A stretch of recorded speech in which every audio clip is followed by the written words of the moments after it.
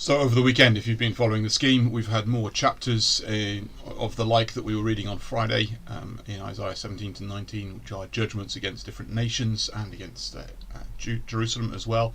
So coming closer to home. And now we've got two chapters here. One is a chapter of judgment, and another then is a song of praise in response to that judgment. And so let's dive in and try and work out how on earth it is you can be singing in praise after judgment. See, the Lord is going to lay waste the earth and devastate it. He will ruin its face and scatter its inhabitants.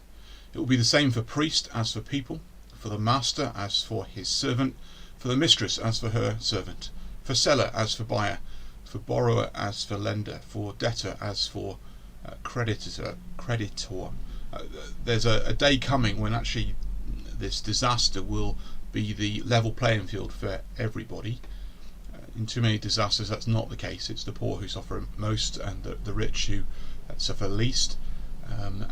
Sadly, even we saw in COVID that the rich have opportunities to make more and the poor lose what they have.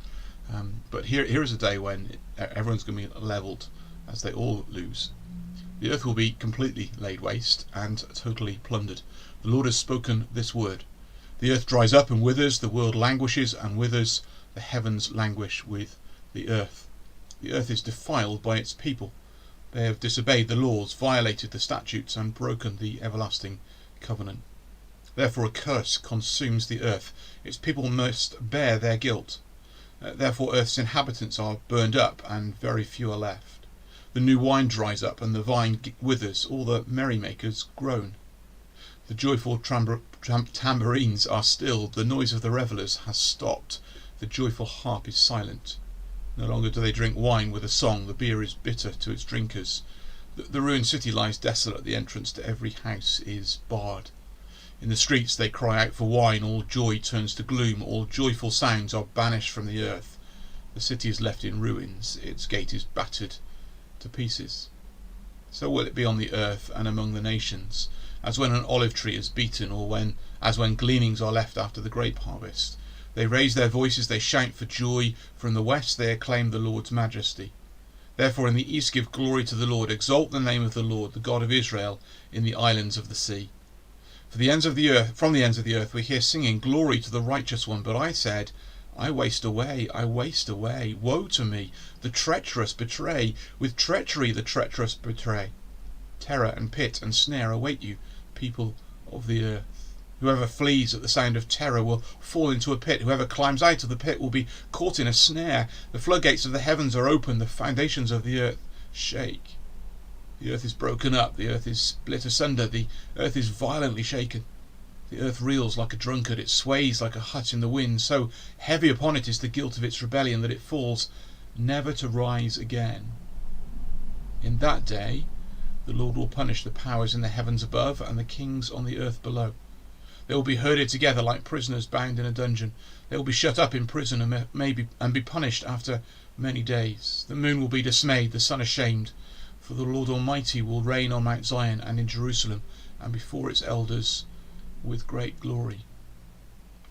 This is a frightening chapter picturing a judgment of God in which he gets all the glory, from which there is no escape, from which the disaster is utter and total. And yet there is this call to give him glory, that the Lord gets glory. Now, is this speaking about the overthrow of the Babylonians, as we've seen in some of the predictions? It seems more global than that in this chapter. It talks about all the kings of the earth, and it also talks about the powers in the heavens as well, the spiritual powers of darkness that rule this earth as we have rebelled against God. It seems to be pointing more to the final judgment day and this reality that there is no escape on that day. That the rich won't be able to retire to their wealthy mansions away from the troubled areas. They won't be able to pull in their own private security force and rely on their stockpiles to get them through the disaster. And this is a day that's going to be a level playing field for everybody, and a day of great terror, and a day when all the glory goes to God as he shows fully who he is and brings people to account for their rebellion against him. And that's a very sober chapter. But the tone in the next chapter is fascinating. It's still thinking about this same disaster.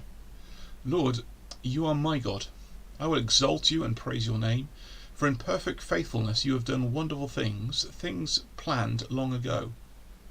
You have made the city a heap of rubble, the fortified town a ruin, the foreigner's stronghold a city no more. It will never be rebuilt. Therefore strong peoples will honour you, cities of ruthless nations will revere you. So hang on, after a chapter of devastating judgment, here is a celebration of this. This is good news. God has been faithful. He has carried out the wonders he promised long ago, the overthrow of wicked worldly powers, the bringing to an end of this age of rebellion, and there is reason for rejoicing in this. How so? You have been a refuge for the poor, a refuge for the needy in their distress, a shelter from the storm and a shade from the heat. For the breath of the ruthless is like a storm driving against a wall, and like the heat of the desert. You silence the uproar of foreigners as heat is reduced by the shadow of a cloud, so the song of the ruthless is stilled.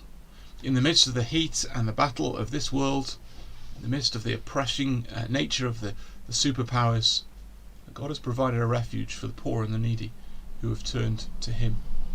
On this mountain the Lord Almighty will prepare a feast of rich food for all peoples, a banquet of aged wine, the best of meats and the finest of wines. On this mountain he will destroy the shroud that enfolds all peoples, the sheet that covers all nations. He will swallow up death forever. The sovereign Lord will wipe away the tears from all faces. He will remove his people's disgrace from all the earth. The Lord has spoken. There is a day coming when death will be swallowed up forever, no more death, where there's going to be a rich feast of food and a banquet of aged wine for all peoples, people from all nations. There is a day of delight and party, celebration, victory over death, the removal of all tears. In that day they will say, surely this is our God. We trusted in him and he saved us. This is the Lord. We trusted in him. Let us rejoice and be glad in his salvation. This is the point on that day, that it is not a celebration of mankind's greatness. It's not a celebration of our goodness in doing the right thing and being rewarded in eternity. No, it's a celebration of God's kindness, of God's salvation, of our looking to him as our only hope and improving true. This is a victory that God wins over death. This is a feast that God supplies. We bring nothing to this, but we have trusted him for it and we have received. And so here's great encouragement to press on in our faith as believers today. We might be going through great difficulty and trial and really struggling to know which way to turn at times, and yet the Lord promises refuge, and there is a day coming when this great feast will be spread, and we will join with the nations in rejoicing in the fact that we trusted the Lord and he has delivered. He has saved us. There will be no more death or tears. The hand of the Lord will rest on this mountain, but Moab will be trampled in their land as straw is trampled down in the manure. They will stretch out their hands in it as swimmers stretch out their hands to swim.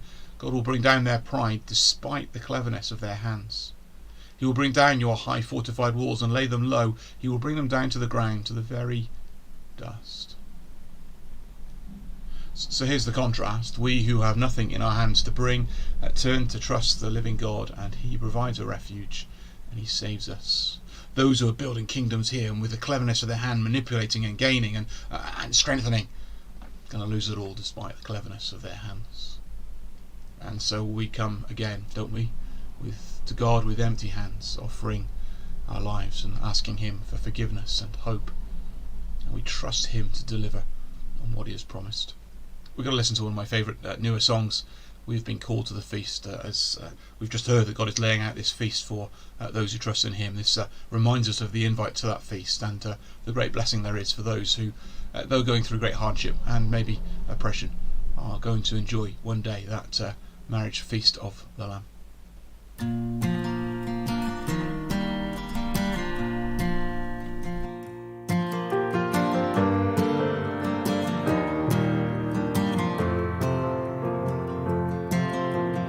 We have been called to the feast, to come without money and need. There's strength for the weary and hope for the poor here at your table, oh Lord.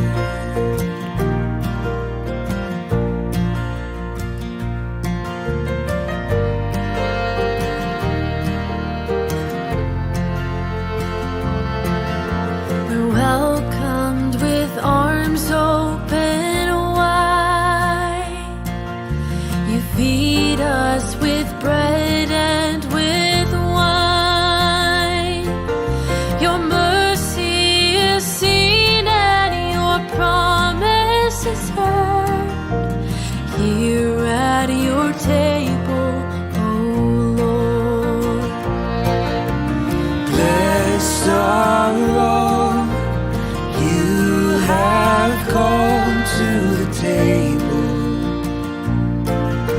the lost and least will taste and see you are faithful, forever faithful.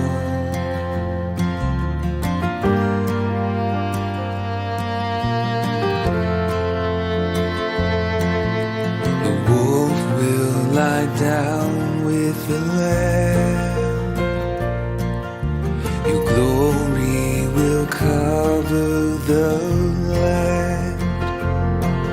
We taste of your goodness, the riches in store here at your table, oh Lord. Blessed are all you have called to the table, the lost and least will taste and see you are faithful, forever faithful.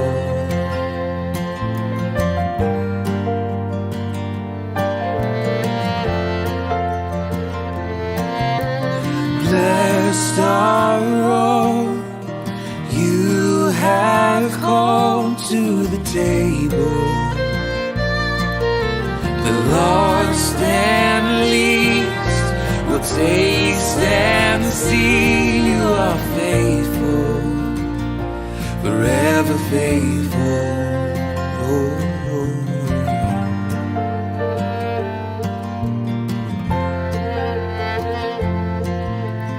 We have been called to the feast. We have been called to the feast.